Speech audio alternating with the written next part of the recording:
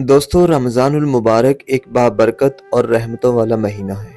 اس مہینے میں سانس لینا اور سونا بھی عبادت ہے۔ اللہ تعالیٰ نے جہاں اس مہینے میں اتنی ساری رحمتیں اور برکتیں رکھی ہیں، وہاں پہ اسی مہینے کے آخری عشرے میں ایک ایسی رات بھی رکھی ہے جو 1000 مہینے کی عبادت سے افضل ہے، جسے لیلۃ القدر کہا جاتا ہے۔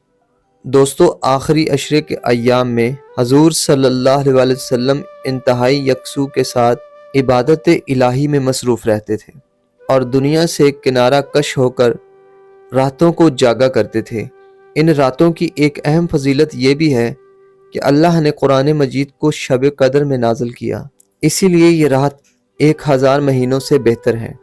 اس رات میں ملائکہ اور امر الہی کا نزول ہوتا ہے، جیسا کہ اللہ تعالیٰ سورہ قدر میں ارشاد فرماتا ہے، بسم اللہ الرحمن الرحیم، انا انزلناہ فی لیلۃ القدر، ہم نے قرآن کو لیلۃ القدر کی رات میں نازل کیا۔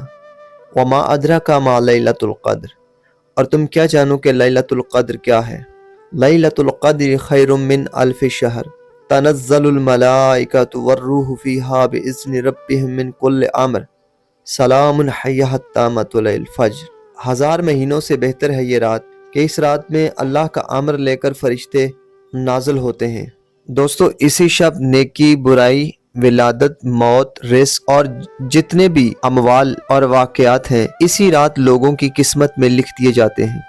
دوستو لیلۃ القدر آخری عشرے کی ایک مخصوص رات ہے، لہٰذا حضور صلی اللہ علیہ وسلم نے امت کو آخری عشرے کی طاق راتوں میں لیلۃ القدر تلاش کرنے کی ہدایت فرمائی۔ دوستو آل محمد کے گھر اس عشرے کا ایک معمول ہوتا تھا، آخری عشرے کی کوئی رات آل محمد سو کر نہیں گزارتے تھے۔ دوستو ایک روایت میں ہے کہ مولا علی علیہ السلام سے سوال کیا گیا، ہمیں شب قدر کے بارے میں بتائیے، تو آپ علیہ السلام نے فرمایا، ایسا نہیں ہے کہ ہم شب قدر کے بارے میں نہیں جانتے، لیکن اسے اللہ نے مخلوق سے پوشیدہ رکھا ہوا ہے، اور اس میں کوئی شک نہیں کہ اللہ نے اس کو تمہاری وجہ سے پوشیدہ رکھا ہوا ہے اور تمہیں ایک موقع دیا ہے۔ اگر اس شب کو واضح کر دیا جاتا تو تم صرف ایک ہی رات عبادت کرتے اور نیک اعمال انجام دیتے اور باقی راتوں کو انجام نہ دیتے۔ اس کو غنیمت سمجھو، خدا تم پر رحم کرے گا۔